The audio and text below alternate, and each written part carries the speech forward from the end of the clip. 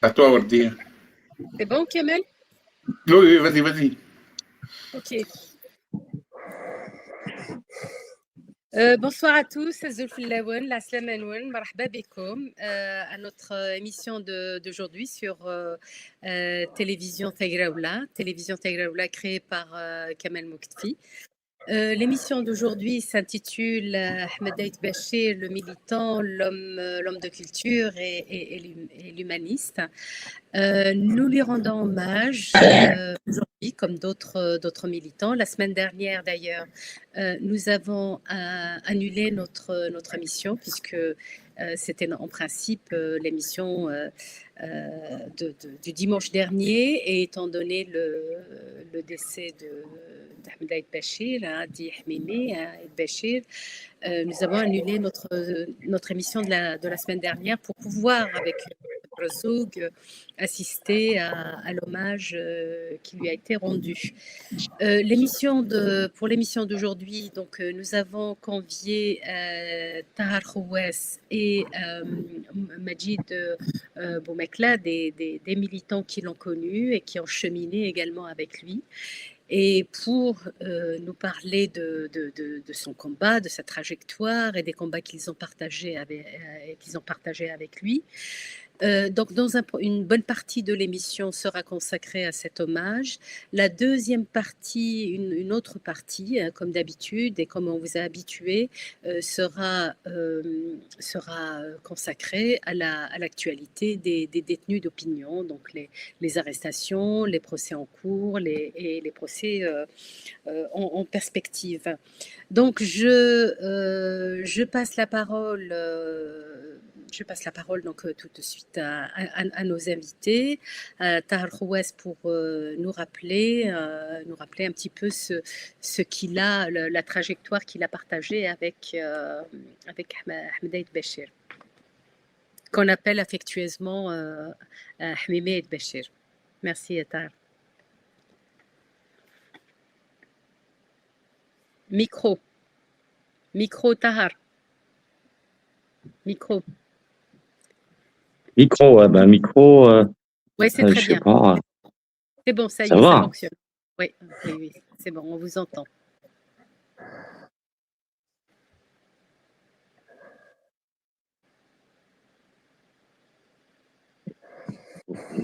أمام أكاديمي الزول يالتين يالوين غادي يتابعن إذا غادي يسمح سيسن تمدي مساء الخير. ألو. Oui, non, on vous écoute. On vous écoute. مساء الخير كودي نغاش اخر لو كان دي بدو مسلاي دال مجيد que je salue très chaleureusement. Ça fait longtemps que je l'ai pas vu. Il y a quand même il n'y a pas que la langue, il n'y a pas que la poésie, il y a aussi des valeurs. Et parmi les valeurs qu'a véhiculé Cheikh Ahmed Aït Bachir, c'est le droit d'aînesse. وين كيغلبن ذي الأعمار الإنسان إذا مزهرون المسلمين. Donc, si vous permettez, je préfère d'abord. Il n'y a pas de souci. Juste par rapport à l'organisation, parce que j'ai eu Majid Boumekla, on a discuté qu'avec lui, je voulais le faire partir sur un autre témoignage. C'est pour ça que j'ai commencé avec vous, Tahar Khouess. Ce n'est pas grave. Je respecte le droit d'aînesse. Et j'expliquerai pourquoi je ne l'ai pas respecté dans ce contexte. À vous, donc, Majid Boumekla. Oui, merci à Tahar. Eh ben, je salue tous les participants qui interviennent dans cette émission, et je salue aussi tous les gens qui nous regardent à travers cet écran. Bon, puisque vous me donnez la primauté, en quelque sorte, donc, de commencer l'émission, moi, Hmimi, effectivement, c'est un ami que j'ai connu ici en France.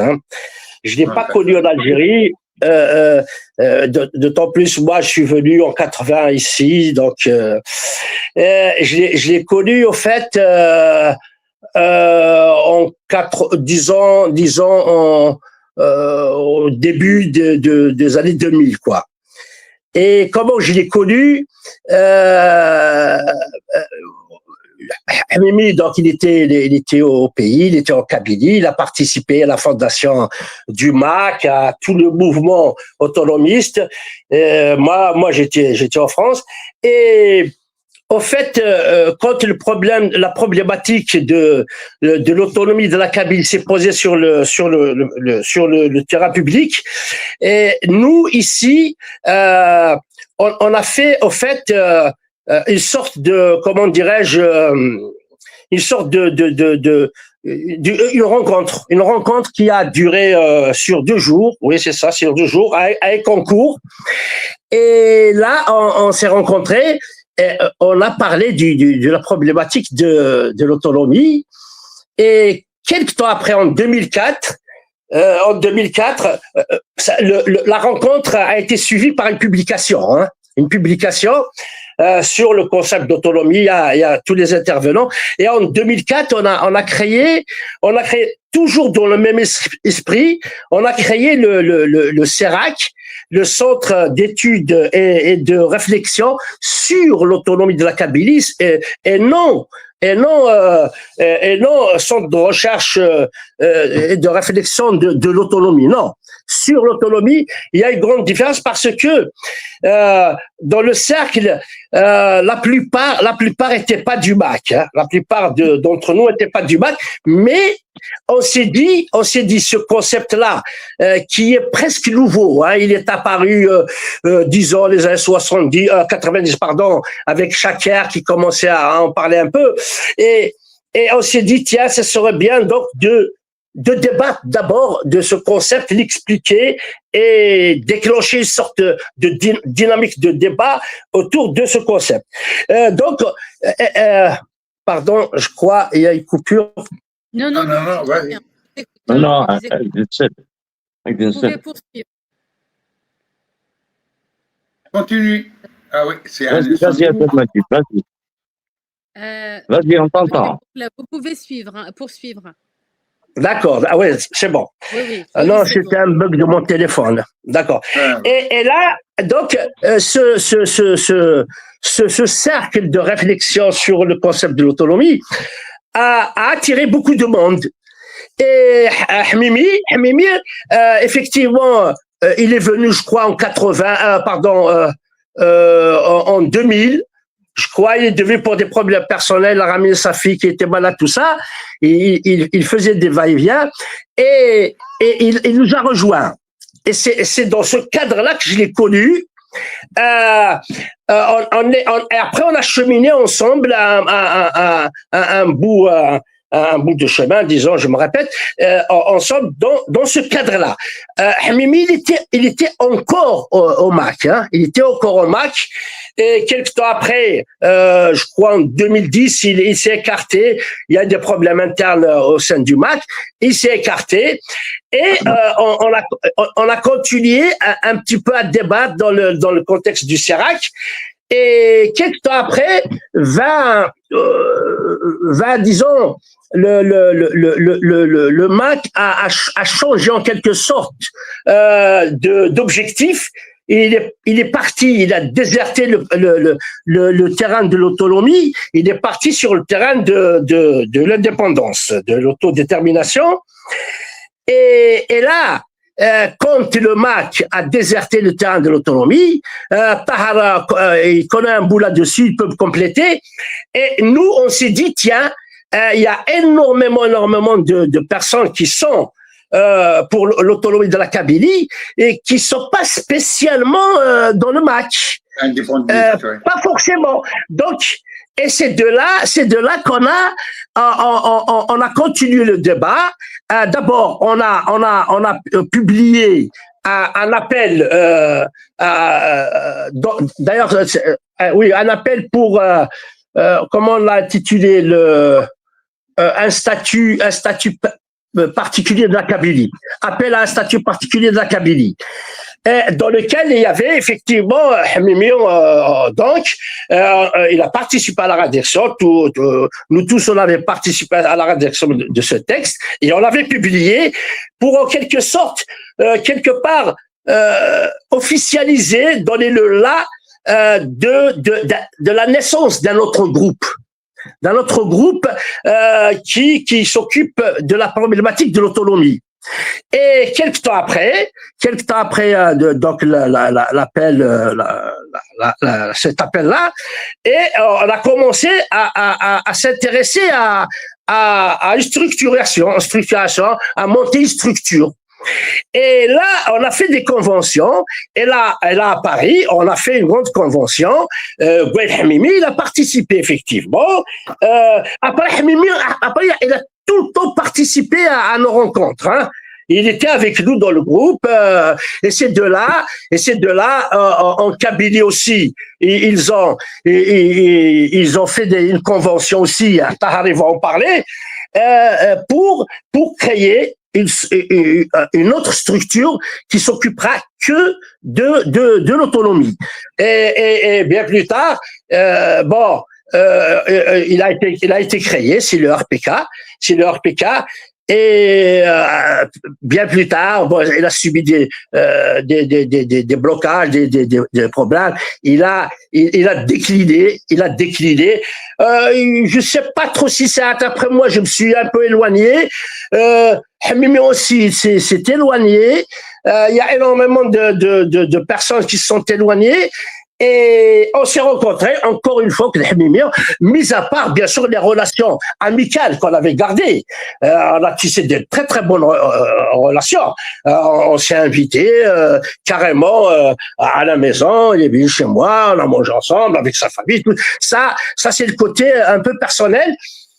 Et là, on se retrouve sur le terrain de l'écrit. Pareil, moi, j'ai abandonné la lutte politique. En quelque sorte, je l'ai retrouvé dans l'écrit. Tout ce combat politique, je le retrouve dans l'écrit. Hamimi, c'est ce qu'il a fait aussi. Et on a participé ensemble à des salons de livres, tout ça. On a fait que ça. On a fait des conférences. La dernière conférence, on l'a faite ensemble.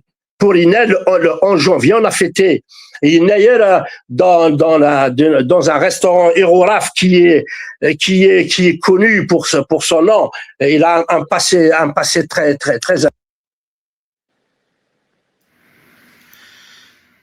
Oui. Oui, Majid. Bon, vous prenez le relais à Tahar Khouess en attendant qu'on... Voilà, Tahar, il va compléter sur ce que je viens de dire. Ok. Merci Adam Majid un peu pour tout. Tu viens de brosser comme ça quelque chose, voilà, un peu le parcours de Ahmed qui est un Kapkid Snart. J'étais étudiant à la fac de Tizi Ouzou et je partais chez un de mes profs qui vivait seul dans Ben Khaddar, Cheikh Hamdia qui je ne pas. Il s'agit de la liste des achats, les clés de son logement. Donc, puis c'est là-bas, donc, chez Ahmed Hussein Marbi, qui est un éminent juriste, un éminent pénaliste, un éminent avocat. Il moute, il جاي تقصي في مربي دي السنة حمد باشير الشيخ حمد حسين. Et c'est là où j'ai découvert l'homme, un homme d'une douceur, d'une gentillesse terrible. Bad, on s'est rencontrés dans le politique. Toujours. Moi, j'étais mon fondateur de l'association des Amis d'Alger républicain. Et donc, je vendais Alger républicain à la criée. dans la ville, dans les quartiers de Dar el Khaddam. Et un jour, je l'ai croisé. Donc, il m'a accompagné. Il m'a dit, bon, moi aussi, la prochaine fois que tu vas venir distribuer un numéro d'Agir républicain, tu m'appelles. Je suis passé l'appeler dans son atelier l'obtenir et il est sorti avec un paquet de SLO, donc un journalien, le RCD au tout début, l'avenir en langue française et SLO c'est mazir. Le qui naît dans les quartiers, نجوي non qui naît نجوي Agir républicain من كفى il me restait tout le temps des invendus. Il s'arrêtait là. Il me les achetait. C'est pas de la charité, c'est. De la solidarité.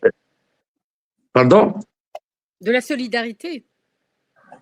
Oui, absolument. Alors comme ça, a priori, on est de deux bords différents. C'est le RCD qui est de le Pax, de la gauche algérienne et tout.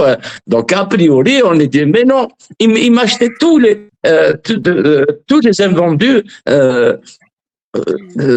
d'Algérie républicain. En fait, c'est Ahmed, en faisant ça, c'est pas de la charité. Il a voulu, en investissant sur un jeune militant, il a investi dans l'avenir. Et c'est comme ça que la relation, donc, c'est lié de 89, 90, jamais on s'est séparés, jamais.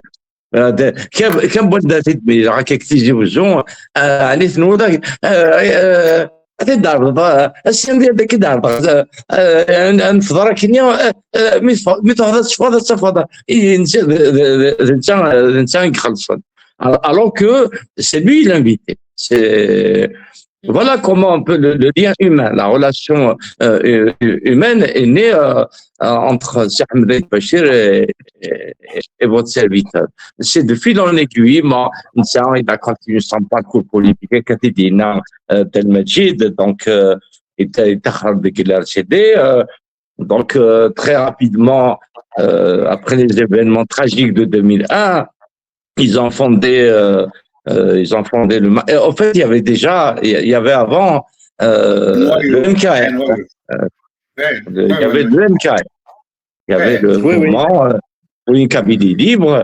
Et dans le feu de la répression du crime d'État de 2001, le crime d'État contre la Kabylie de 2001, donc, Cheikh Ahmed a sillonné un peu, il a sillonné tous les courants, toutes les personnes, toutes les personnalités. Sur un مساكين يروح يزرد ولا دالي زعمهم تيرحم ربي ينيد مزمر غادي غتتزرع جدي باش نكسر التليفون دالي الوقت اللي شتي الفيكس دقيقه لي مولا سولا سي دالي الناس ربع كي ما كرنا تقصرني ذاك il est allé vers toutes les sensibilités, vers toutes les familles de pensée en vue d'aller vers la création de quelque chose.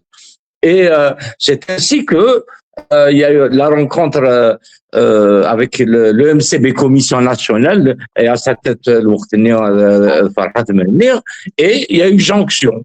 Et c'est ainsi que ils ont décidé donc de laisser tomber le sigle MKL et de laisser tomber le sigle aussi MCB Commission nationale. C'est lors d'une rencontre avec la population Ishber, qu'un jeune comme ça intervenu, il a dit votre mouvement pour l'autonomie de la Kabylie, voilà, et voilà comment qu'ils ont décidé de s'appeler mouvement citoyen dans un débat qui a posé comme ça, et il l'a adopté. En ce temps-là, je dois la vérité de dire que moi j'étais fonctionnaire, j'avais des responsabilités, j'étais loin honnêtement, j'étais loin de ces préoccupations, voilà, pour ainsi dire. Et ce n'est que à la naissance du manifeste, donc 2014, il me semble, manifeste kabyle, que là, on s'est rencontrés, on a discuté. Il fallait organiser un séminaire. Il a tout fait. On avait l'habitude donc d'organiser tout ce genre d'activités durant l'été au bord de la mer. Il nous dit partout, يروح دارغوري وفي هذا كينيون كان دي l'Arvanette. On avait fait déjà, donc c'est là-bas qu'on a fait un premier séminaire et c'est comme ça que honnêtement j'ai adhéré, je suis parti donc à l'idée, j'ai été convaincu, si vous voulez, grâce à Ahmed, de l'idée de statut, de l'impératif de la constitutionnalisation d'un statut politique particulier pour la Kabylie. Voilà un peu donc cheminement, comment support humain, c'est Ahmed Chaoundini, le milliard de l'Habs ou d'Ijara, Ijara Raoul. ويقيم على كيكي ولاش الدور تاع كيكي ولا يساوي لها يوراو يساوي لها يتمثلني enfin toute la famille, tous les copains, tous les amis. Voilà, c'est une Oui. تنقولي كوني سميتنا خلق le RPK effectivement يتحضر يديدنا c'est-à-dire la convention, les réunions de préparation de la convention. Je peux وقيلا يتكلم même بالمجد مشفير دي la nouvelle ville. Il a assumé donc à la création du RPK par la convention de février 2017. C'est Ahmed, il a on a organisé un deuxième séminaire un séminaire sur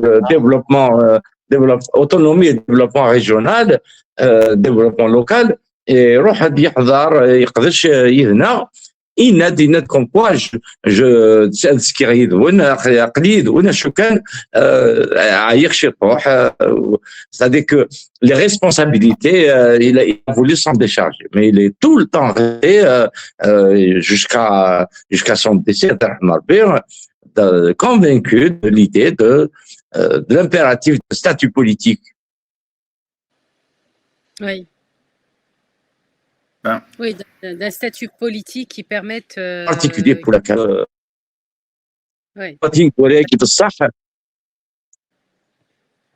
تيقول بصح يجبد كيما نيس دي سيرتيت au sens strict du mot, hein, au sens mais si c'est remis dans la culture, il y aura l'article qui n'est pas il y aura l'article qui n'est musique, il y aura l'article qui n'est pas en fait c'est un prolongement de son combat politique. Ahmed a dû comprendre que le ministre de la propagande nazi, Goebbels, c'est Goebbels n'a pas dit dès que je vois quelqu'un pointer une arme sur moi, je tire mon revolver. Il dit dès que j'entends mon culture, je tire mon revolver. Donc c'est Ahmed, il a décapité ça. L'importance, l'arme, ce que peut être comme arme fatale face au dictateur, face à l'oppression, la culture. Et donc voilà un peu en quoi il est reparti. Il a repris de l'activité politique par le biais de la culture amazigh, de la culture kabyle. C'est Ahmed, ce n'est pas que il y a de la moralité, il y a des leçons, dans chaque histoire qu'il a raconté. Moi, je n'ai pas eu l'occasion de lire ce Dictab malheureusement, Oui, oui. mais du peu que j'ai lu sur sa page, mais il n'y a pas que de ce côté humour. C'est ذاك نبوحو, il y a de l'humour, mais il y a toujours de la moralité, il y a toujours des leçons à tirer. Et puis, ça n'est pas, ça n'est pas resté dans la culture ghettoisée, culture kabyle. Il a quelque part lu, il y a Tocqueville, qui est le premier Nobel de littérature universelle. Un jour, un journaliste a posé la question, qu'est-ce que pour vous l'universalité? Il dit, ça commence dans mon village. Alors, c'est Faulkner, le prix Nobel de littérature universelle. Et quand on posait la question, c'est quoi pour vous l'universalité? Il dit, elle commence dans mon village. Et voilà, c'est ce que je voulais dire pour le moment sur Si Ahmed. Je suis pas encore sorti du deuil ni de l'émotion.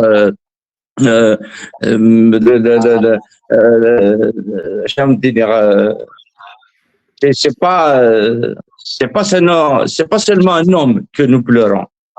C'est une conscience, c'est une voix, c'est un repère, c'est un symbole de résistance. Oui, tout à fait. Je rebondis sur l'universalité. Si tu permets, je voulais parler d'un aspect. C'est vrai, moi, je ne l'ai pas connu avant, je l'ai connu ici en France les dernières années, quand il a commencé à écrire, etc. Donc, et lui, il m'a connu, c'est vrai, j'ai suivi la trajectoire, les débats à partir de 2001, après le printemps noir, voilà, et les décantations qui se faisaient, et les nouvelles idées qui émergeaient. Donc, à l'époque, sans le connaître lui-même, puisqu'on a offert dans le journal Le Matin des entretiens sur la question, surtout après les événements du printemps noir. Et lui, il me connaissait. La première fois que je l'ai rencontré, après la sortie de son livre que vient de citer Khouas, à l'impondérable, donc dans le café où il fait dédicacer son livre avec Youssef Zerem. Donc, à partir de là, je l'ai connu. On a eu des discussions comme ça, rapides, mais par la suite, ça veut dire que malgré je ne les ai pas Tamazir, on a échangé, et je voulais revenir sur l'intersection, ça veut dire des histoires racontées par Mimid. Ça existe dans toutes les régions d'Algérie, etc., que ce soit la question de l'héritage ou les questions des villages, même quand il pose la question de Tejmat, la belle-mère, voilà, toutes ces histoires existent. Moi, ma grand-mère paternelle qui commandait tout, elle avait même les clés de chaque chambre, elle les met dans elle les cache, elle les met dans voilà, dans sa chemise, et il faut, pour ouvrir une chambre, il faut lui demander l'autorisation. Ça veut dire qu'elle détient tout le pouvoir. Même ma grand-mère paternelle, elle était un Pinochet, on l'appelait à l'époque. C'était la plus. Et ces histoires, on les trouve à travers voilà, les écrits d'Ahmimid. Ouais. Par la suite, je l'ai vu, ça fait pas longtemps, si tu permets, je l'ai vu la dernière fois, c'est en novembre dernier, exposition du livre Kabyle. Il avait toujours son sourire. J'ai écrit, d'ailleurs sur ma page Facebook, il avait toujours ce sourire. Ameka Youssef, voilà. C'est à ce moment-là qu'on est resté un peu longtemps en discutant, surtout, on a soulevé beaucoup de problèmes, dont il m'a dit, j'ai pas refait mon passeport, je lui dis aussi, moi, voilà, on a discuté, c'est sûr qu'est-ce qui se passe en Algérie. Je voulais rappeler une chose que Mimid, c'est, d'ailleurs, si on regarde le nombre de témoignages et en même temps des hommages rendus. Aujourd'hui, c'était à Drancy, au niveau du siège au centre culturel Martha Belounes à Drancy, donc par l'association culturelle franco-berbère, en même temps la semaine passée. Et il y a voilà, c'est le même, il y a un consensus général sur l'homme. Ça veut dire que fédérateur. Il y a un consensus. D'ailleurs, on trouve dans tous les hommages les mêmes mots utilisés par rapport à Ahmimid. C'est ça, c'était cet homme qui était, il n'était pas dans l'exclusion, il était rassembleur et il écoutait tout le monde. Il avait aussi la gentillesse et la générosité, c'est-à-dire il était gentil et je ne l'ai pas vu énervé aucune fois. Donc, les discussions, c'est toujours avec voix basse et en échangeant. Et l'autre question aussi que cette histoire d'exil, Mimid, en discutant avec lui la dernière fois, ça, c'est pas l'exil, peut-être les anciens, ils l'ont vécu comme voilà, partir un moment, travailler et revenir au bled. Ça veut dire participer au développement, construire, aider la famille, etc. Et c'est toujours avec l'idée de retour. En même temps, certains, beaucoup, ils ont laissé les familles au bled. Pour Hamid, aussi nous tous, c'est une question, c'était pas du luxe, c'est un drame. D'ailleurs, qu'on l'a vécu, c'est-à-dire loin de la terre qu'on aime. Et la terre, notre inspiration, c'est la terre aussi. Pour Hamid, c'est la Kabylie, les villages, c'est son inspiration.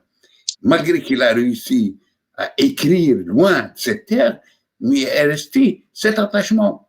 Et d'ailleurs, ce qui est terrible, qu'on soulève aujourd'hui, qu'il soit sa famille contrainte à l'enterrer loin de cette terre.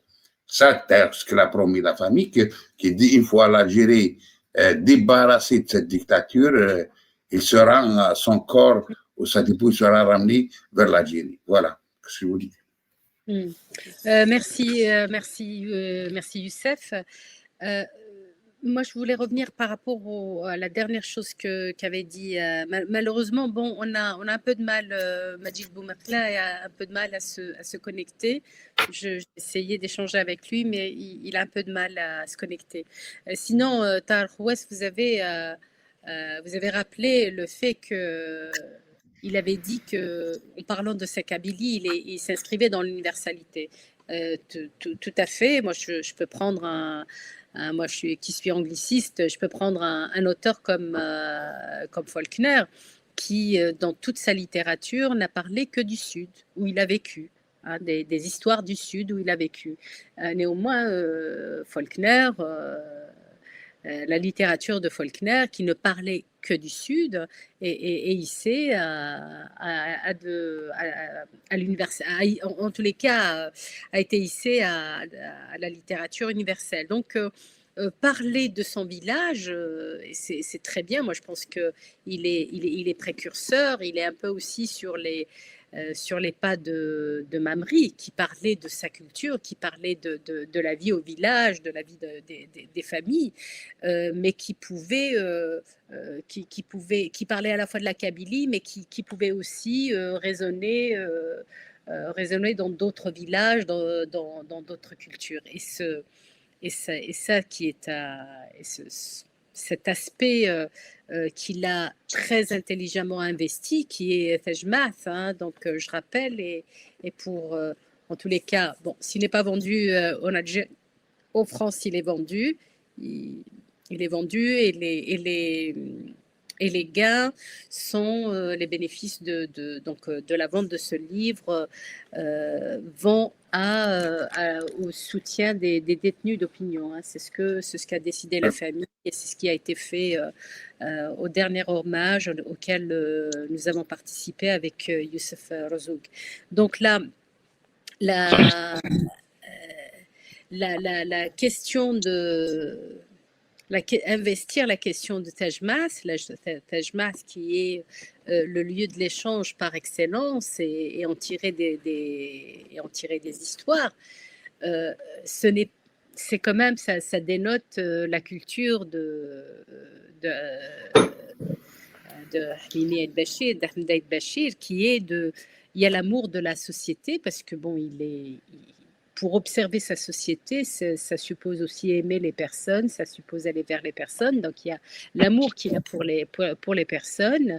Donc observer et recueillir toutes ces histoires qui sont porteuses d'un message, mais qui aujourd'hui, avec le dépeuplement des villages kabyles, résonne encore plus, de manière beaucoup plus forte, parce que c'est des histoires qui, au fur et à mesure, sont en train de disparaître avec l'exil des jeunes, et pas que des jeunes d'ailleurs, de la Kabylie. Et le fait d'avoir investi, moi, c'est ce que je trouve extrêmement intelligent chez lui. Bien sûr, il y a tout le parcours politique. Dommage, Tahar Khouess, vous avez témoigné de l'aide qu'il vous a apportée quand vous étiez en prison. Moi, je vais rappeler ici qu'il l'a fait aussi pour les détenus d'opinion de 80. Donc, il n'a pas été emprisonné lui-même, mais il s'est montré solidaire jusqu'au bout des détenus d'opinion de 80, donc qui se levaient très tôt le matin, 4 heures du matin, etc. Il allait autant qu'il pouvait, voilà, apporter le couffin, apporter des médicaments. Moi, j'ai eu des témoignages, apporter des médicaments à ceux qui en avaient, besoin, et le couffin. Donc, il y a ces différentes dimensions. Donc, l'homme humaniste, solidaire des détenus d'opinion, solidaire de la cause, parce que au final, je pense que aussi les choses se sont un petit peu entremêlés. Donc, c'est le combat pour la culture, c'est le combat pour la langue qui l'a mené aux politiques, et le politique l'a mené aussi à la solidarité avec les détenus d'opinion. Et aujourd'hui, dont vous faites partie, Tahar Khouess. Et ce combat, étant peut-être un peu débité ayant été un peu débité du politique, il investit un autre champ le champ de la littérature, le champ donc je rappelle le champ de la littérature et de la traduction. Tahar Khouess, vous n'avez pas eu le livre de la traduction du livre. Malheureusement, non. ولاش وقت يدي بوينا هات ما الا تبوينا راه يمكن كان كيدي تسن هتبقى la censure au niveau de l'aéroport, donc voilà. Par contre, si on peut le faire parvenir, il y a une très belle émission culturelle des radios Tizi Ouzou. Les responsables de cette radio m'ont promis d'en parler,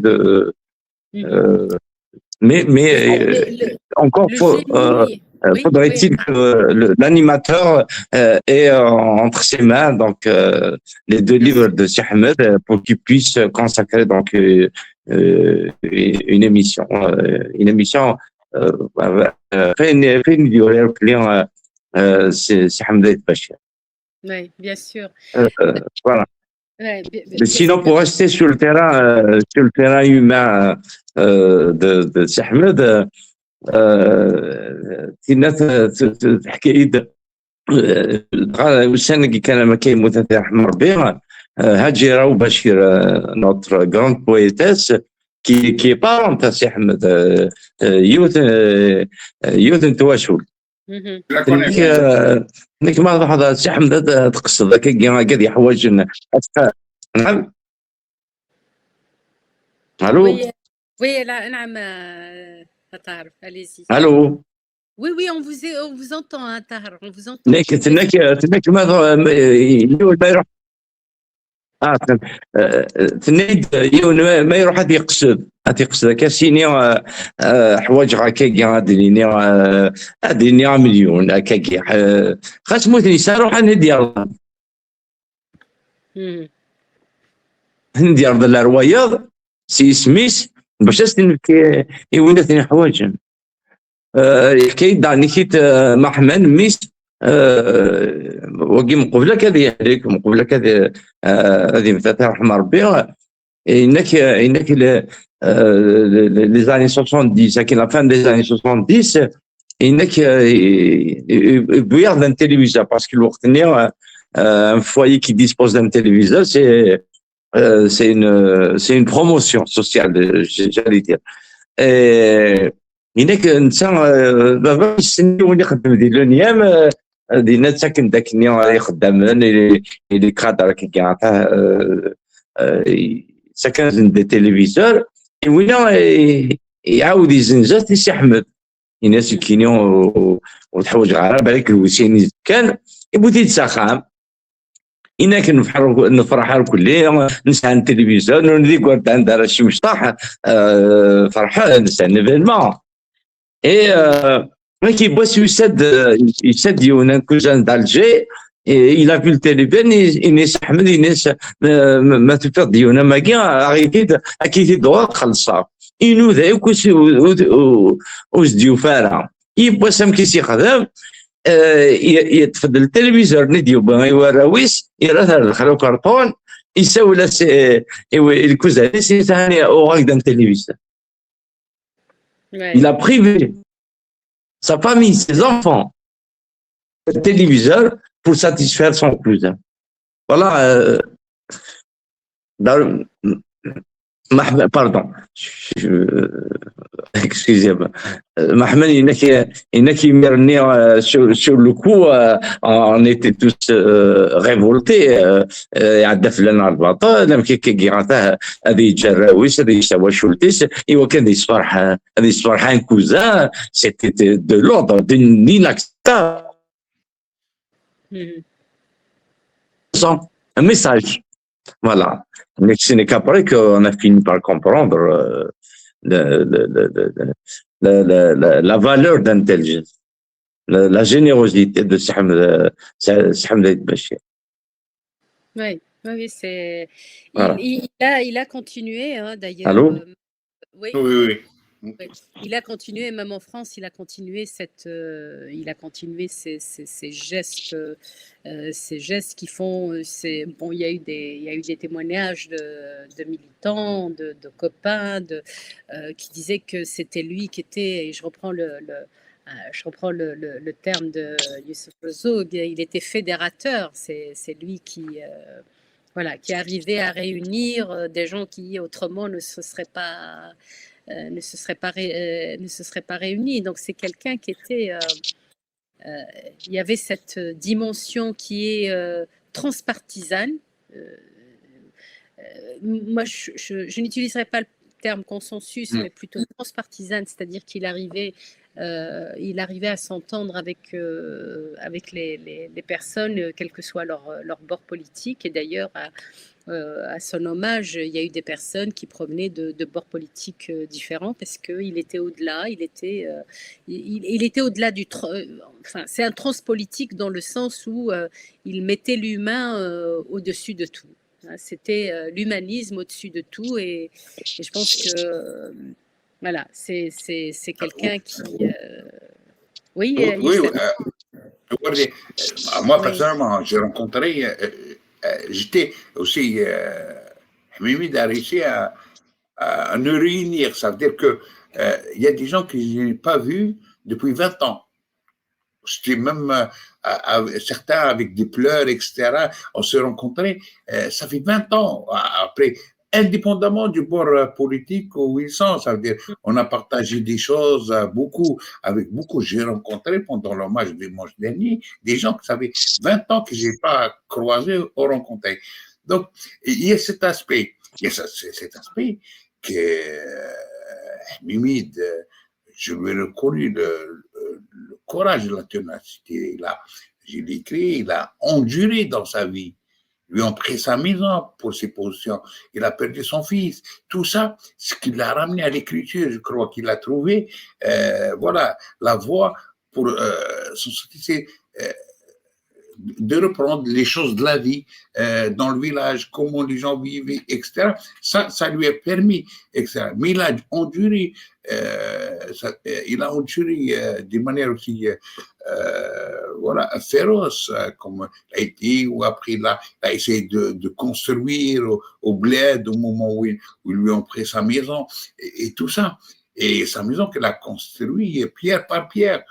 Et il avait cet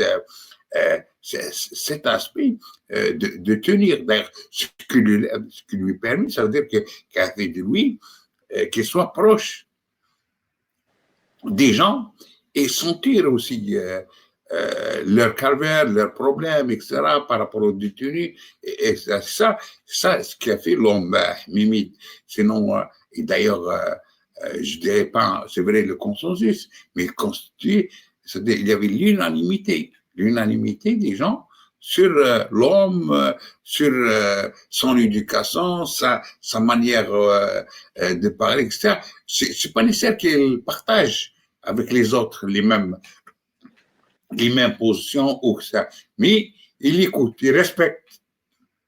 Il respecte, ça veut dire, tu l'as résumé, c'est l'humain. Il respecte les autres. Et il écoute les gens, il échange avec les gens, toujours dans la bonne humeur et dans la... Voilà. Oui, il a, moi j'ai envie d'utiliser le terme il au sens, il connaît ce qu'on appelle le kabyle, mais le kabyle à la fois d'un point de vue linguistique, donc le linguistique, la langue et sa richesse, mais il connaît aussi Sarvailis dans le sens de la culture. Qu'est-ce que dicte la culture kabyle dans certains contextes, le respect et Tahar Khouess, en début d'émission, avait rappelé l'esprit dans lequel il se situait, qui est respecter le droit d'aînesse. Respecter le droit d'aînesse, on fait partie de cette culture de ce qu'on appelle donc Sarvaïdi, c'est son éducation, c'est respecter, être généreux, et c'est une forme de générosité inconditionnelle, c'est-à-dire que c'était quelqu'un qui donnait, qui faisait sans attendre des autres qui le remerciaient. Et d'ailleurs, il était d'une modestie Ce que j'ai aimé, dans son livre sur le Taj Mahal, etc., c'est qu'il y a cet aspect, il n'était pas, il intervient, c'est pas comme un arbitre, malgré que ressort les aspects, c'est pas de la lecture, c'est-à-dire de féodalité, des rapports entre les gens, etc. Mais lui, il prend chaque histoire comme elle est. Ça veut dire, il la raconte comme elle est. L'histoire de la vie, comment ça fonctionne, généralement par rapport au bruit, etc., comment les rapports des femmes avec leurs belles-filles, etc. Tout ça, il le reprend sans, c'est-à-dire d'une manière brute, sans apporter la lecture, c'est-à-dire sans la critique. C'est-à-dire, voilà, c'est un travail beaucoup plus pour les sociologues. Si on parle de la Kabylie, moi, le premier contact que j'ai eu avec la Kabylie, j'ai vécu plus de 15 jours à Efraounen. J'avais 14 ans. Je suis parti avec un ami, il y avait son grand-père. J'ai vécu l'expérience de Tejmat, de Khtayaj, d'Arboni Bkhtaya. J'étais et j'étais obligé de piocher le jardin du grand-père, parce qu'il a payé pour nous, pour sanctifier, c'est pour moi. Donc, voilà, il nous a obligés de travailler de 5 heures du matin jusqu'à, voilà, il nous ramène. Mais c'est une manière aussi d'éducation, d'apprendre aussi. À l'époque aussi, je me rappelle aussi que l'entrée Nasser Haddouche aussi, et sa copine, comme Kahina, juste après les incendies à Taj Mahal, je lui fais le portrait. C'est ça. Lui, l'a repris, parce que au moment de notre Nasser, donc à Taj Mahal, la confrontation, la manière, comment rentrer, par la suite, la prise de parole, tout ça, je l'ai vécu aussi. Je l'ai vécu, et c'est une manière aussi, ces choses qu'on les trouve dans le livre de Mimi. Et ça, j'ai aimé parce que c'est le brut, il n'y a pas de jugement. Il n'a pas apporté jugement. Ça veut dire qu'on le lit comme ça, sans juger, sans voilà. Et on peut, si on reprend l'universalisme comme elle a été posée par Hawass, on le prend comme culture, comme une vie, etc., comme elle a existé aussi dans d'autres régions dans le monde. Et c'est ce qui construit l'universalisme, parce que l'universalisme n'appartient pas à un pays ou à une région. C'est le tout qui constitue l'universalisme. Nous, on ne voit rien sans notre culture, ça veut dire sans nous-mêmes. Parce que aucun pays veut quelqu'un qui vient, ça veut dire, comme on dit, il enlève sa peau, ça veut dire, il vient, il s'adapte, tout, il devient un autre. Non, on est accepté ailleurs parce qu'on apporte une autre culture et nous-mêmes. Nous-mêmes, et ce qui fait l'universalisme. Sinon, on ne voit rien. C'est ça, Mehmed, il a apporté par son livre, voilà, qu'est-ce qu'il y a, et ce qui devait être accepté, voilà. Je fais une tentative parce que, bon, on n'arrive pas à avoir Majid, donc je ne sais pas si on a perdu même Hawass. Oui, non, Hawass est là.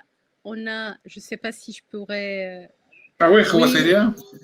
Alors, attends, ce sera difficile. Hein. Ah oui, tu arrives à le voir. Mais c'est m'ont demandé, mais après, s'il peut intervenir, lui. Est-ce qu'il est en train de suivre d'abord? Oui, alors, je pense que... Je peux le passer. Je le mets au haut-parleur. Sinon, il m'appelle moi-même. Oui. Je le mais en haut-parleur. Voilà. Oui, vas-y, alors appelle-toi et... voilà, vas-y. S'il te plaît, mais en haut-parleur.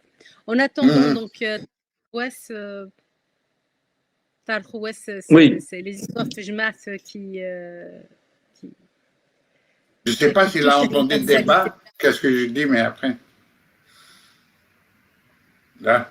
Et en fait, le village, c'est un peu, pour dire, quoi, s'il s'est mis à la culture, mais le Ahmed s'est mis à la culture, et puis les repartis vers Tajma, c'est parce que c'est dans le prolongement de son combat politique. Le statut politique particulier pour la Kabylie, entre autres idées au fondement de ce projet, c'est faire de nos villages de véritables municipalités. Parce que la commune telle qu'elle existe en Algérie comme première cellule de base de l'État, ben c'est un greffon, à vrai dire. C'est un greffon. On a greffé l'idée de la municipalité française, système français, et on a calqué ça, on a voulu calquer ça sur une réalité sociologique, anthropologique et historique complètement différente. La vraie commune, pour ainsi dire, la vraie municipalité dans la société kabyle, c'est Tajmat. C'est un gouvernement. Tout est décidé au niveau de Tajmat. C'est l'institution par excellence. C'est pour ça que donc ça n'est pas que par d'instinct comme ça, par besoin de s'investir dans la culture, ce qui est déjà quelque chose d'extraordinaire, mais c'est aussi parce que Tajma constitue l'idée de base du projet autonomiste. Voilà ce que j'ai deviné un peu, l'ayant approché, ayant à plusieurs reprises discuté avec lui, des soirées et des soirées,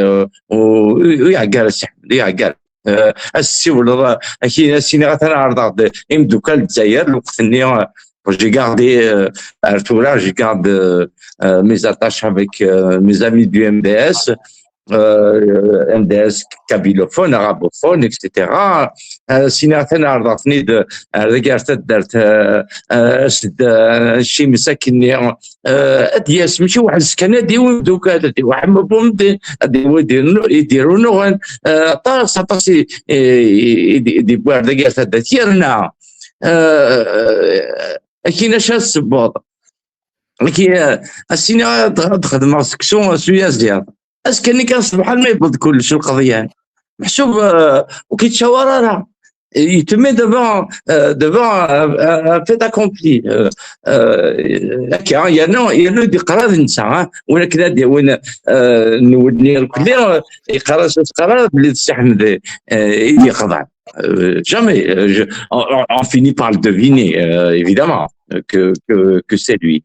Je voudrais quand même, à propos de son parcours au sein du MAC, c'est Ahmed est mon fondateur du MAC, mais canal historique.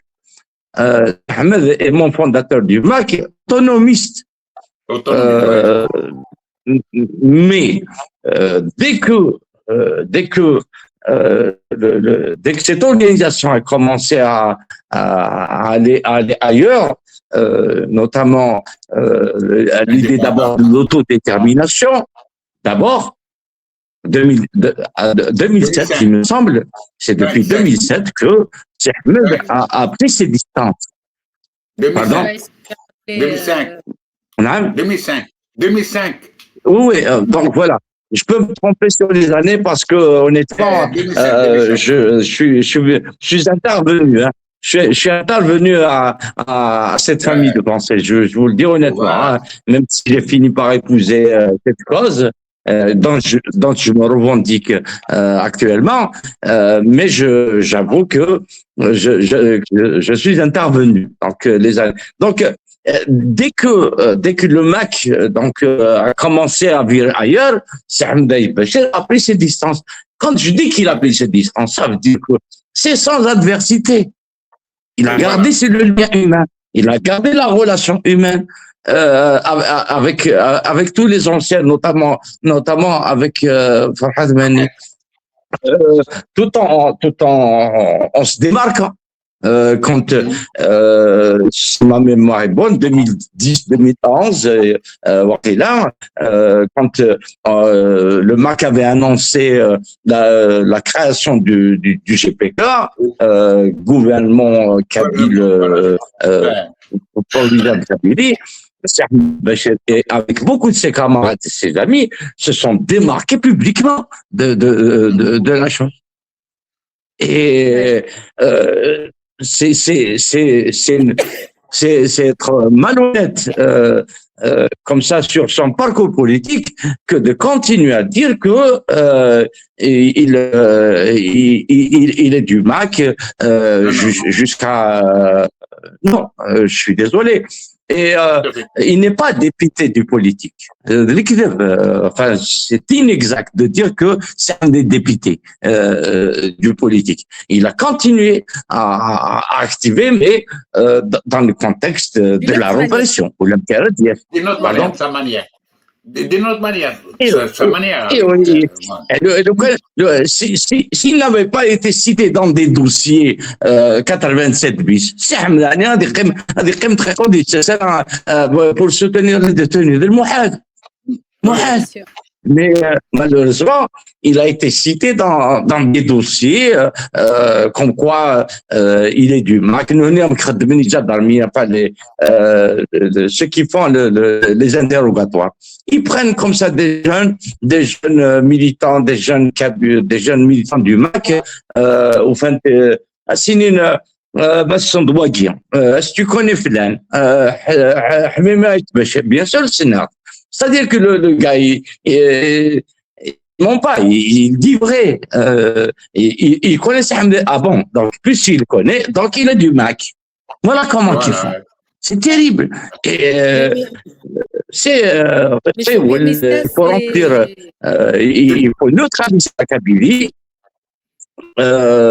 Donc, كان ملكة بركة يديروا نوران مجيد بومقلا مقارن قاسم tout le monde Youssef Razzouk Mohamed Bakir je présume même vous madame voilà donc quand bien même vous n'avez pas il faut rendre Hamimid à sa Kabylie, c'est ça le plus, c'est ça.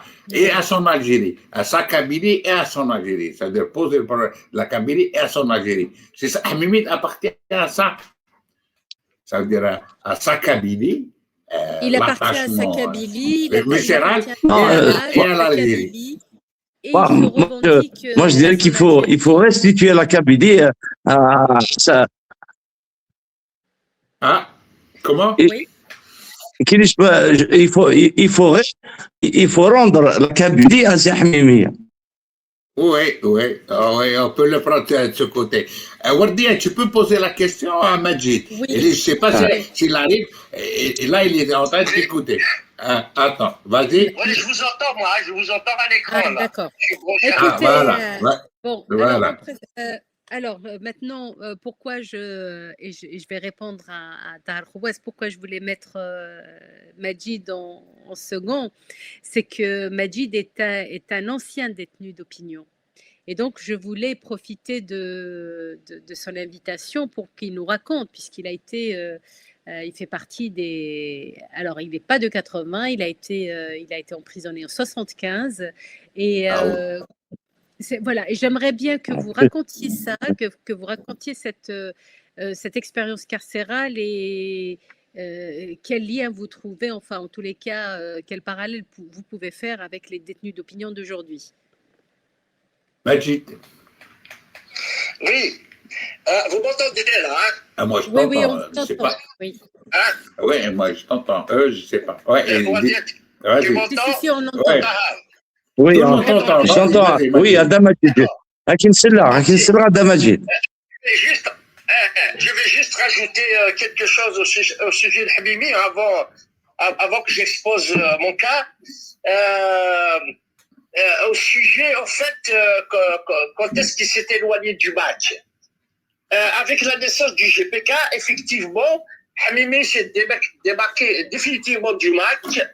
D'ailleurs, je me rappelle, on s'est réunis pour prendre une position par rapport à la naissance du match. La naissance du GPK, pardon. Mm-hmm. Habibi, Malika et Aziz Tari, ils ont fait une déclaration qu'ils étaient contre. Nous, on a fait les mots en quelque sorte, on était ni contre ni pour. On s'est dit, on va pas se prononcer, on est resté muet. Et Hamimi, Malika et Aziz ont fait une déclaration officielle par rapport à la naissance du GPK. Ils étaient contre.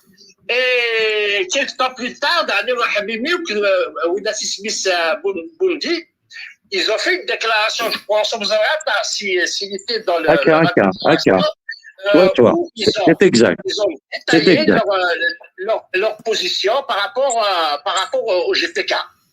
Voilà. C'est exact. Et encore un autre aspect, je ne sais pas si vous l'avez soulevé, l'aspect humaniste de Hamimi. Tahar, il en a parlé, et il a laissé ses enfants, il a primé ses enfants de la télé pour la donner à une famille d'un ami, et il a fait aussi don de son rein à son frère. Il a fait aussi, Absolument. à sa mort, il a fait quelque chose de fantastique. Il a fait don de ses organes aux autres. Là, c'est quelque chose d'assez, comment dirais-je, d'assez grandiose comme acte humaniste. Hein. Donc, même sur le plan de l'humanisme, et on peut rien lui reprocher. Hein. Vraiment, c'est un c'est quelqu'un donc c'est quelqu'un vraiment irréprochable là-dessus. Bon, par rapport à mon cas particulier, effectivement, donc en 75, on m'avait arrêté. Ils m'ont arrêté en possession des documents de l'Académie berbère et à l'époque, il y avait aussi l'OFB, l'Organisation de défense berbère, qui est activée à Alger avec l'association Afous de Pousse aussi. Tout ça, disons, comment dirais-je, ce réseau, ce petit réseau, ils se communiquent tous entre eux. Hein. Donc moi j'étais lycéen et il y a les documents donc de l'OFB, les documents de l'Académie qui nous parvenaient et ils nous ont pris à Front National. J'étais lycéen à Front National et là avec des amis on était 5 et ils nous ont arrêtés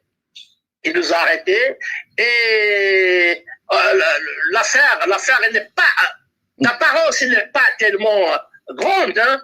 C'est juste, on nous a surpris avec des documents, le bulletin de l'Académie, quelques tracts que l'OFB distribue, et ainsi de suite. C'est tout. Mais, et comme on est dans un système qui instrumentalise tout. D'ailleurs, on le saura bien après avec l'affaire des poseurs de bombes. Ça a été instrumentalisé à outrance. Et ben, c'est ce qu'ils ont fait avec nous. Ils nous ont instrumentalisés. Ils nous ont fait un procès grandiose. Le premier procès, le tribunal du Front National a déclaré son incompétence. On est revenu à la prison. On est resté 5 mois et demi, presque 6 mois. On est repassé encore au tribunal du Front National. Le même tribunal qui a déclaré son incompétence, il nous a jugés.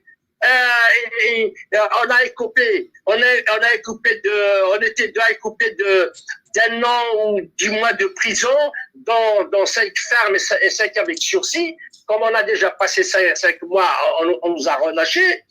Et après, le procureur a refait appel parce qu'il n'était pas content de la sentence.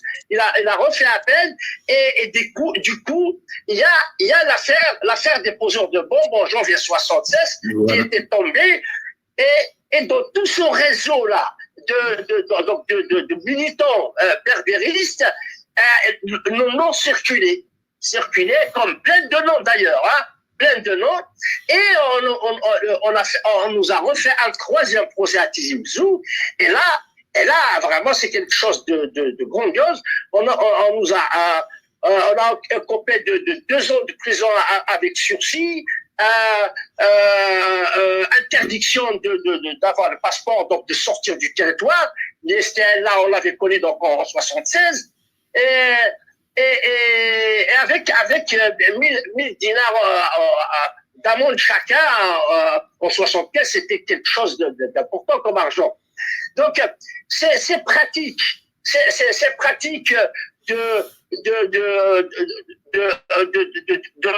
manipuler, parce que notre PV à la préfecture, il a été, comment dirais-je, il y a eu des rajouts d'ailleurs. Je me rappelle, moi, quand j'allais signer le PV, j'allais signer à la fin d'un paragraphe, parce que j'ai trouvé des vides blancs.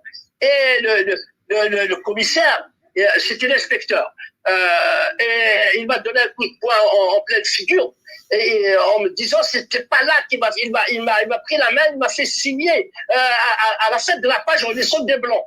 Et on a découvert les blancs ont été remplis par le commissariat, justement. On nous a mis comme on est en relation avec le service secret français. on était en relation avec la CIA. Vous voyez dans quel tourbillon qu'on nous a mis. Donc, ces pratiques-là, elles sont anciennes, hein, elles sont très, très anciennes. C'est les mêmes pratiques qu'on fait maintenant avec le procès, par exemple, des jeunes de la Valette. C'est exactement pareil. Que des mensonges, que des mensonges. Vous comprenez? Ils gonflent les procès, de sorte à donner, je ne sais pas moi, de l'importance. Même l'affaire d'ailleurs des projets de bombes, ça a été quelque chose ils ont rendu le procès qui était très simple. Il y a eu un pétard mouillé. Les gars de l'OFP là, ils ont juste fait pour parler du problème de Berbère, ils ont juste fait péter une petite vitrine du journal mondial. Donc ils n'ont pas fait grand chose. Hein. D'ailleurs, ils ont choisi un moment où il n'y a pas de personne à côté, ainsi de suite. C'est quelque chose de retiré. Donc, El Moudjahid, qui est spécialiste dans les montages comment dirais-je, dans l'instrumentalisation de l'information, et ils ont fait tout un tapage. C'était un réseau qui est venu de l'étranger, voilà, la déstabilisation du pays, la tête de l'intégrité. D'ailleurs, c'est ce qu'ils nous ont mis, nous aussi, sur l'intitulé du procès. La tête de l'intégrité du territoire, hein, pour des petits lycéens qui étaient en soif d'apprendre leur langue, en soif de connaître leur culture. Hein. C'était bien plus. Hein.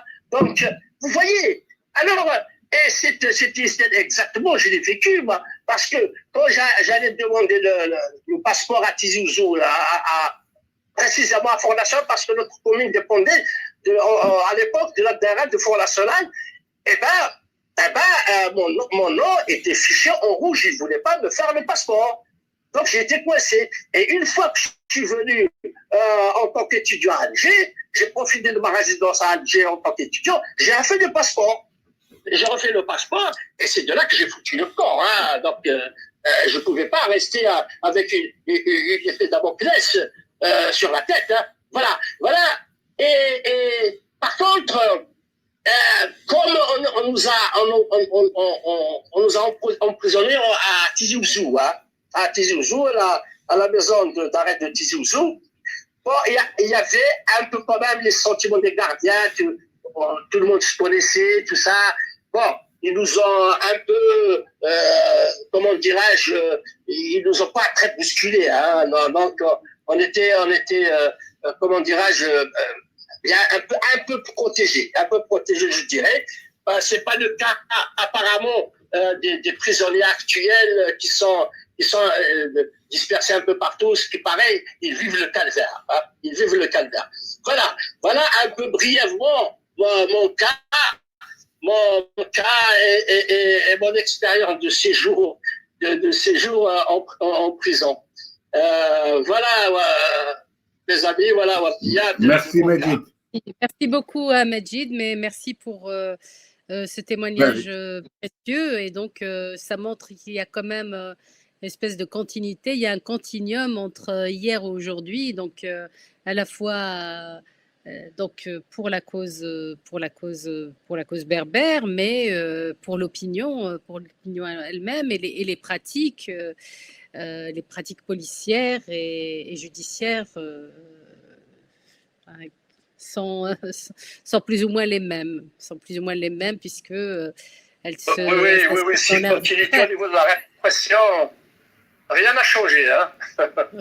Oui, non, mais c'est cette histoire de retrait de passeport et donc d'interdiction de sortie du territoire. Bon, si on n'a pas de passeport, on ne peut pas sortir du territoire, donc rien forcément. Il y a... Merci beaucoup. Parce que moi, ce qui m'a sauvé, parce qu'il n'y a pas Internet comme maintenant, il n'y a pas d'interaction entre les administrations. Donc, mon cas était focalisé à la Valette IRFL, donc il n'y a pas de liaison entre les deux administrations, Alger et Front National. Il n'y avait pas de numérique. C'était pas numérisé à l'époque. Voilà, c'est pas Ouais. numérisé, c'est Ouais. pas numérisé à l'époque. Donc, voilà, ça a joué un peu en ma faveur. Sinon, si c'était aujourd'hui... Même, c'est pas numérisé, même le téléphone Magic ne fonctionnait pas bien, parce que les anciens téléphones à l'époque, ça passait pas comme maintenant. Il y avait pas le 4 chiffres.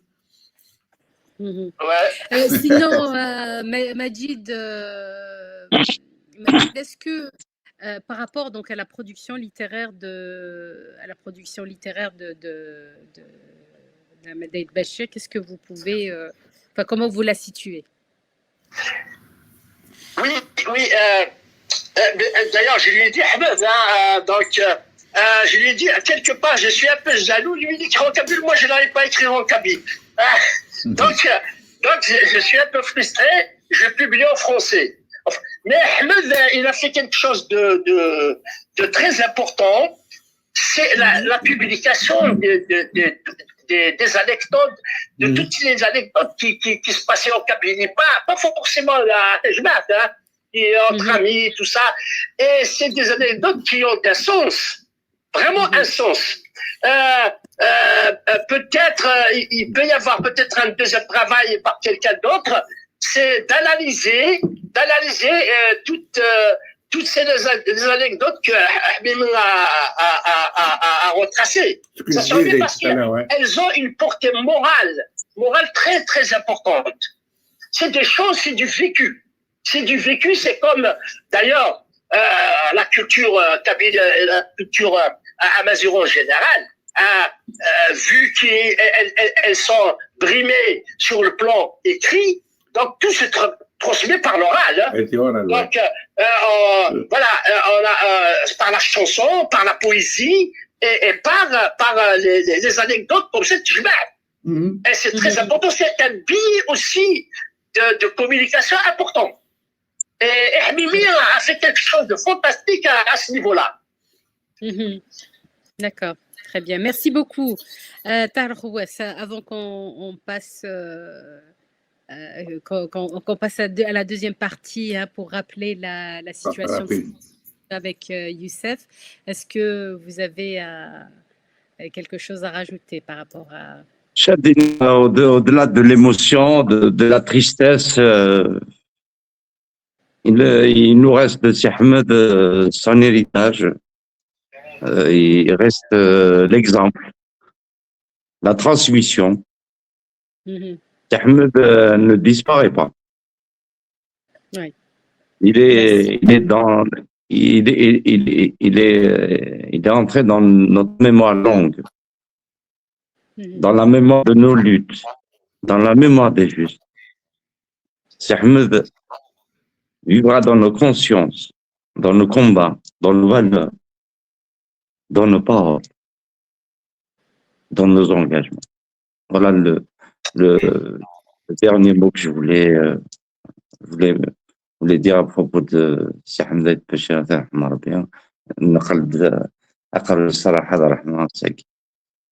Merci beaucoup. Merci. Alors moi, je vais juste, avant de passer la parole à Youssef, je vais juste un petit peu situer sa production littéraire. Alors il a eu ce génie.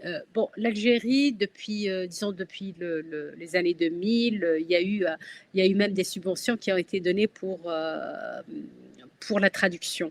Donc, il y a des choses qui ont été traduites en kabyle. Mais personne n'a traduit Fadman, le livre de Fadma. Non.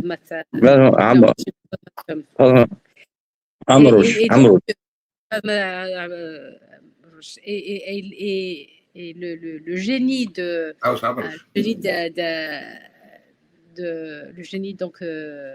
d'Ahmed Bachir, c'est d'être parti sur ce terrain-là. C'est se réapproprier un livre qui a été écrit en français, mais qui parle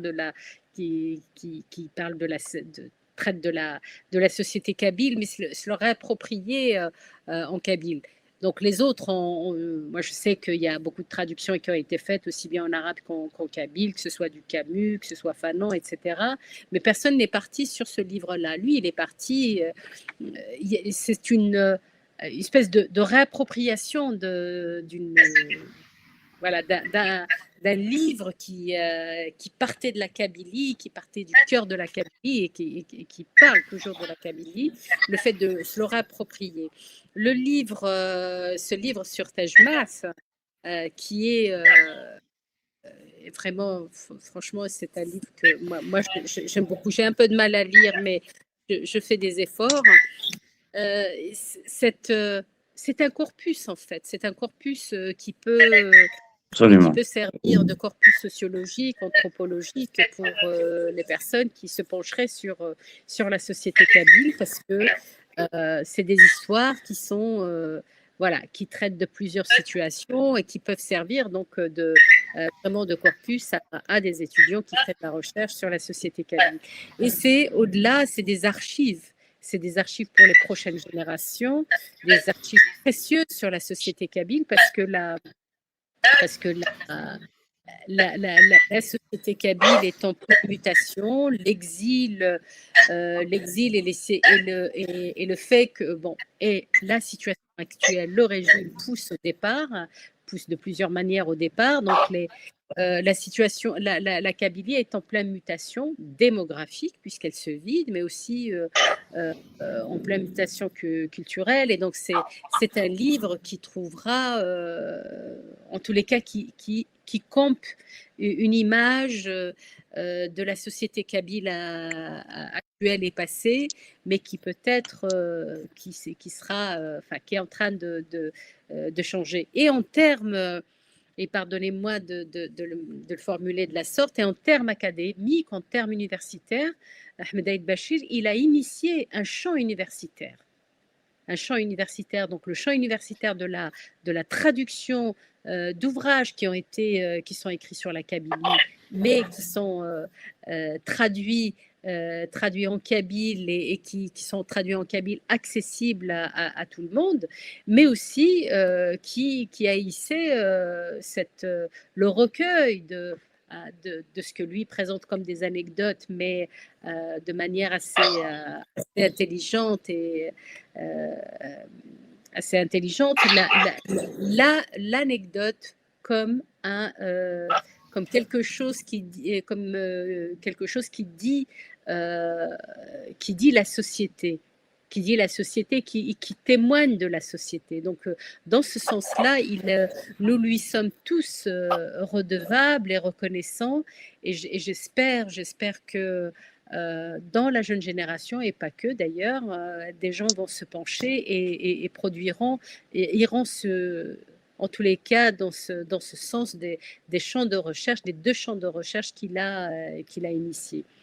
Youssef Razzouk, je te passe la parole pour voilà, merci. Oui, merci. Pour le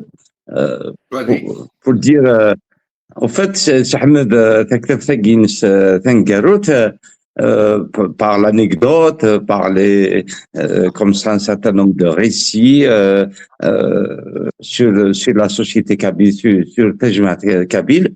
En fait, c'est du Bourdieu, mais par la blague et par l'anecdote. Voilà. ما توالد غير كتشوف تحضي لاباجين يحكي داك شويه c'est un peu c'est Bourdieu qui étudie la société kabyle, sauf que نتا ينتيد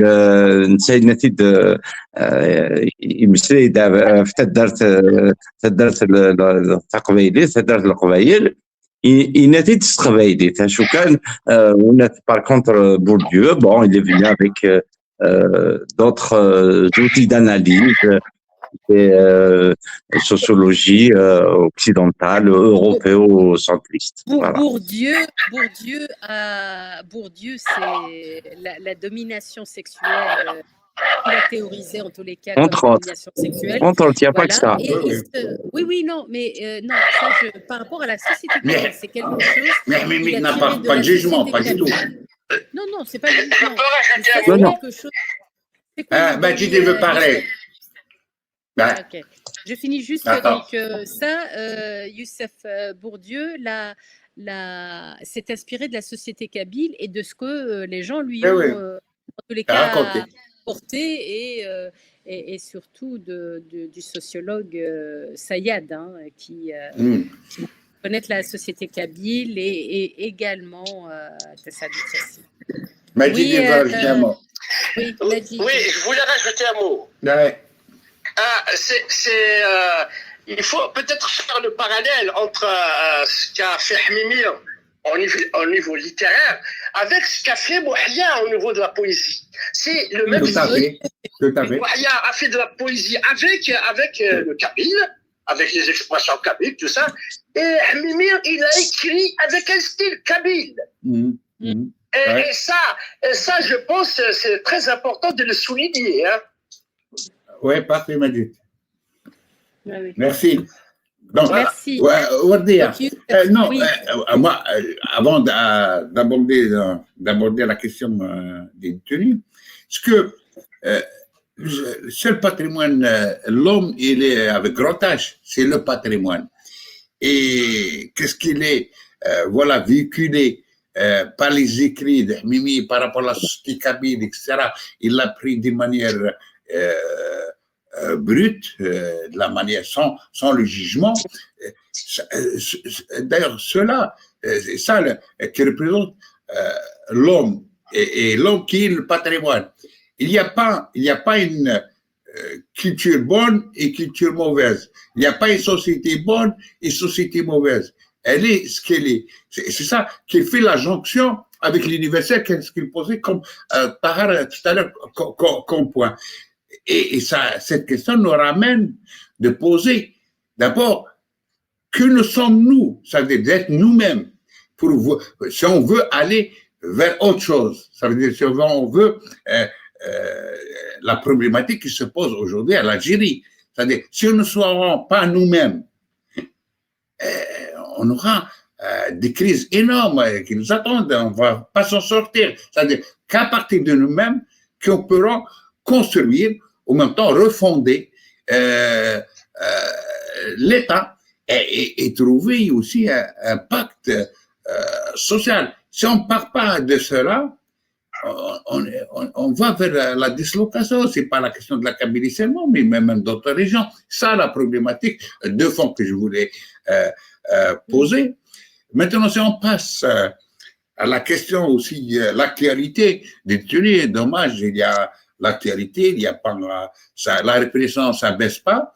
Donc, je commence par les deux procès qui ont été renvoyés à la session criminelle prochaine. Donc, le procès de Miram Mokhnache et c'est 15 autres co-prévenus, dont 9 en détention. Et le procès en appel aujourd'hui de Abdelnour Abdelem et les autres, les 31 aussi co-prévenus, qui a été renvoyé aussi, c'est le procès en appel qui a été renvoyé à la prochaine session criminelle.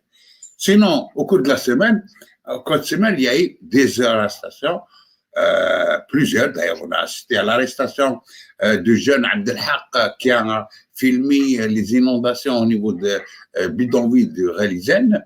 Il a filmé seulement, c'est un jeune connu pour ses activités caritatives, il habitait le bidonville. Donc, il a filmé, il a été arrêté le soir, la nuit, ils sont venus le chercher, ils ont cassé la porte, comme elle raconte sa maman, ils l'ont pris. D'ailleurs, sa maman, elle a fait une vidéo pour dire, elle menaçait de s'immoler devant le commissariat. Donc, il est placé sous mandat de dépôt. Le même cas du jeune, j'ai oublié le nom là, le maçon de Schliff, qui a interpellé Tebboune par une vidéo pour lui dire on n'a pas le matériel, etc., etc. Donc, il est sous mandat de dépôt aussi.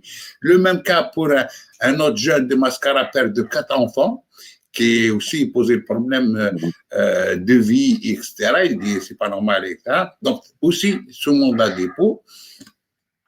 Un autre aussi de Haïti Mouchet aussi, qui a été placé sous mandat de dépôt pour les publications et les vidéos. Un autre à Bouzguen de 73 ans qui a été arrêté Et jusqu'à aujourd'hui, on ne sait pas s'il a été présenté ou non. De 60 raisons pour des publications sur les réseaux sociaux, sur Facebook. Donc, voilà, au cours de la semaine, l'actualité qui ne se tend pas, qui ne se calme pas. Donc, on est dans la même répression. Et voilà, parce que c'est une gestion aussi purement sécuritaire. Le moindre, voilà, commentaire, un like, il est puis suivi par l'administration, les services de sécurité, alors qu'on a laissé, on a livré Oumaima, qui a été tué par son père à Chlef, et on livre d'autres pour protéger, voilà, le Moradia, et voilà.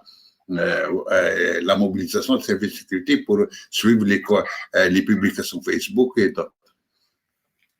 Oui. Merci, merci beaucoup, Youssef.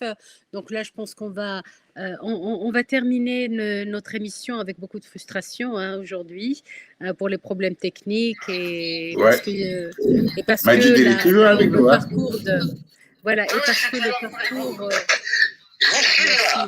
Merci Majid. Merci beaucoup.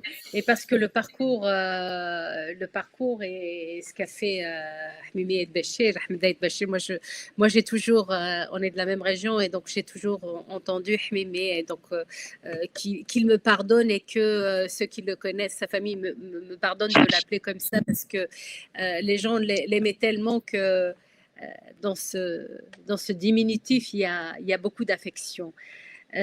Donc, avant de clore l'émission, on va écouter une autre militante qui a cheminé aussi avec lui, qui lui rend hommage à travers donc un audio, un texte d'hommage. Je souhaite. Oui, si vous permettez, c'est à propos du dossier. Du lourd dossier des détenus politiques et d'opinion, je souhaite donner l'information comme quoi donc le procès du dossier dans le dossier de la est officiellement programmé pour le 1er mars. Et mais d'après les avocats, s'il y a des familles qui nous écoutent, qui nous suivent, ça n'est pas pour leur baisser le moral. Il y a de très fortes chances que l'affaire va être renvoyée à la session du printemps. Mais la session du printemps, c'est pas dans 6 mois, c'est juste après le mois de Ramadan. Pourquoi le dossier va être renvoyé? Ça, c'est l'appréciation des avocats de par la pratique judiciaire. Un procès criminel d'une telle importance, c'est pas évident de le tenir durant le mois de carême. Par contre, les familles vivent ces derniers jours vraiment un gros soulagement. Pour le dire, شوية كان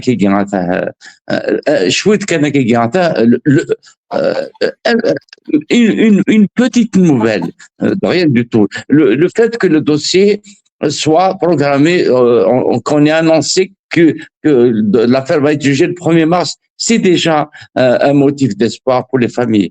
Deuxièmement, on est en train de les rapprocher. Vous savez qu'on les a éparpillés un peu partout sur le territoire national. Et là, on est en train de les rapprocher. Certains sont à la prison de Chlef, d'autres sont à Borj Bouaradj. Mais d'ici une semaine, 10 jours, je présume qu'ils seront tous soit à Koléa, ou bien à El Harraj. Je vous assure que c'est un soulagement. Voilà, on est réduit à dire comme ça. Mais pour les familles, c'est un soulagement. Faire 800, 1000 à 2000 kilomètres en aller-retour pour rendre visite à un prisonnier, alors que, vous voyez, صورنا غالبا اخر الحبس الحرش ولا الحبس المقلمه او دوكان فوالا l'arbitre qui continue. C'est voilà l'information que je voulais donner. On organise une émission avant le premier match sur l'herbe à la carte, sur le dossier On de l'hiver. reviendra, on avait décidé de revenir Ça, parmi les invités, voilà. Avant le premier avec match. plaisir, avec plaisir. Ah, merci. Voilà, mais sinon, أما في سي أحمد عيد بشير أما في محبسة كي tant que شكون مازال كي كي ولا محبوس أما محبس تمورت التقبيليت أما تمورت كل الجزائر moi je ne fais absolument aucune différence et puis il faudra qu'on se le dise d'ailleurs j'allais dire une chose, c'est que les arrestations en Kabylie, elles sont immédiatement relayées, elles sont immédiatement médiatisées. Mais ça ne veut pas dire qu'ailleurs, ça n'est pas la même répression. Youssef vient de relater un certain nombre d'arrestations. Un économiste qui va à la télévision du système, c'est-à-dire, excusez-moi le terme, c'est un média, je ne sais pas comment il s'appelle, le Hayat, un truc comme ça, je ne sais plus. Il va là-bas en toute confiance, il sait que cette télévision est inféodée, tout ce qu'il a été, il a donné son avis d'économiste. Merci de politique, rien du tout. Un avis d'économiste, c'est pas d'économie qu'il a fait. Il a de l'économétrie. C'est-à-dire, le calcul, c'est les mathématiques appliquées à l'économie. Ça n'était ni politique, ni, peut-être, un dilhabs. Il s'est trompé de calcul. C'est un mauvais économiste, c'est un mauvais économétrique. معليش, une autre émission, ramener un grand économiste qui va le corriger dans le cadre d'un autre plateau. Mais تعوض على الحبس ده شو تواكير. Ah mais ça, Donc أما في أحمد أما في الكومبات سي أحمد أما في la souffrance, la douleur des détenus politiques et d'opinion, leurs familles, etc. Je souhaite, si vous permettez, madame, dire un petit poème à ce propos. Vas-y. Allez-y. Alors, le poème il n'est pas de moi, évidemment, il est de Mohamed Ben Chikou. Ah oui, je me rappelle. Alors, le poème, il s'appelle « Donne-moi un pays ». Donne-moi un pays. Donne-moi un pays sans martyr et j'oublierai les serments. Donne-moi un pays sans mémoire et j'oublierai l'avenir. Donne-moi un pays sans blessure et je poserai mon couteau. Donne-moi un pays sans mensonge et j'écouterai les saints. Donne-moi un pays sans grandeur et j'oublierai le courage. Donne-moi un pays sans beauté et j'oublierai nos femmes. Donne-moi un pays sans tyran et je casserai ma plume. Car tu m'auras tout simplement donné un pays sans paysans. Merci. Merci, aussi tu as rappelé. C'est un hommage aussi à Randa Ben Chikou. Il est dans absolument. Qui lui aussi est gravement malade, qui a subi les affres de la prison. Voilà. Ouais. Ouais. Merci beaucoup, Attar. Donc, c'est moi qui vous remercie, madame. Merci infiniment. Merci, c'est témoignage précieux et le fait d'évoquer, je suis très touchée, le fait d'évoquer aussi Ben Chikou qui a eu aussi mal à partir avec le régime et qui se retrouve en exil. C'est aussi un pays qui pousse ses enfants à... Voilà. Donc, hommage à Ben Chikou également, même si, bon, il est parmi nous, mais hommage à son combat. Hommage à son combat. Et merci à Fawaz merci de l'avoir rappelé. Et merci, c'est vraiment un beau cadeau, ce poème. Merci beaucoup. Je lance l'audio.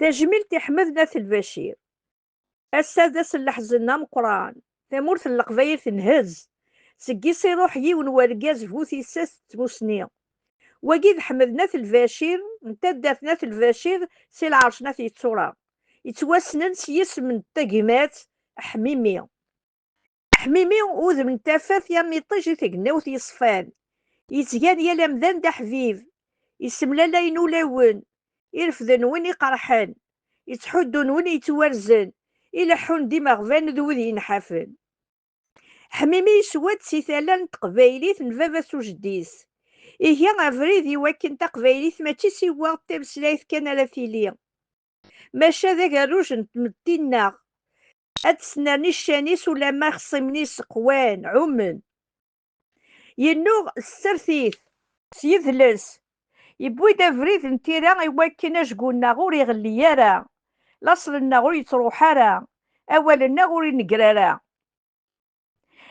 يتكير ستزمارتيس مبلاك وكرو ذي يالا موسو يكاثن غف تمازيغ أفثوك ذوث دي زرفان ومذان دي ثموث الجزائر لو صياغ دي يتجا دي ثقاران وستانيس غف تمسلايث ذا والس وزاليس يسف كان الدود غفريديس ذوين تيذات إقسوفوغن حميمي روحيس دي ثمورث القبايل يسنديكس يال ثمناط يال ثخليشت يال ثيغيلت يال زغار ولاش امكانو يتجا ولاش غيليف دي ثمورث ويبوي ضرا يوكن اديف ثفراث ثمورث الجلود غافي تجراح ثساس تتوكساس تتحرماس حميمي يموت سحر وقنوكاليس تمضلتيس دي ثمورث المدن أسا أسكا أني لي غير ثمات والشورتيس أسن ديازن الصفارة ماكن أثي ديازن إيمدوكاليس ياكو أمنو غادي يكمل ذك وفريدي دي نجار حمدنا في البشير ميس التقديمين فافاس التماينوثين إسميس أولي سادي قيمي لفذا يظل يدر ذا مغناس أسا يموت يقل ذا زمول. Je disais que c'est un très beau témoignage. Oui, bon, ça coupe en tous les cas, ça commence et après ça coupe. Je vais le mettre sur ma page Facebook. Donc, je remercie les invités. On est vraiment désolé pour la technique. Voilà, c'est le direct, c'est aussi le bénévolat. Pas grave. Voilà. Je ne suis pas l'intérêt. Voilà, on a essayé de faire de notre mieux et moi je ne peux que conseiller la lecture. Je vais prendre 5 secondes pour remercier tout le monde. Merci. Oui. Merci à Majid, merci beaucoup. Merci à Majid. Un plaisir d'avoir eu avec toi. Bientôt. Wardia, merci, je t'embrasse. Merci Majid. Beaucoup. Je vous embrasse également. J'étais très content de te revoir à Tahar. Merci beaucoup. C'est réciproque à Majid. Et je remercie toutes les personnes qui nous ont suivis malgré ces petits soucis techniques et je vous dirai à très bientôt. Merci Majid. Merci beaucoup. Merci beaucoup à Tahar Khouass, merci infiniment. Merci madame. C'est moi qui vous remercie. C'est moi. Pour, voilà, merci de continuer à lutter malgré tout, malgré toute la répression et l'oppression que vous avez subi, que vous continuez de subir. Merci à toutes les merci à mon camarade. Tout est dit dans le poème de Mohamed. Oui, tout à fait. Ouais, Mais voilà. merci à Kamel Moursi. Et je vous dis donc dans 15 jours, je promets de mettre l'audio de Malika Baraka parce que c'est un dans 15 jours avec sur le dossier, sur le procès de l'Arba Terratin. Même il passe au pas. D'accord? Oui. Avant le premier match. D'accord. Voilà, donc je vous dis au revoir. Au revoir. Je vais dire le Vatal. Voilà. Merci. Au revoir.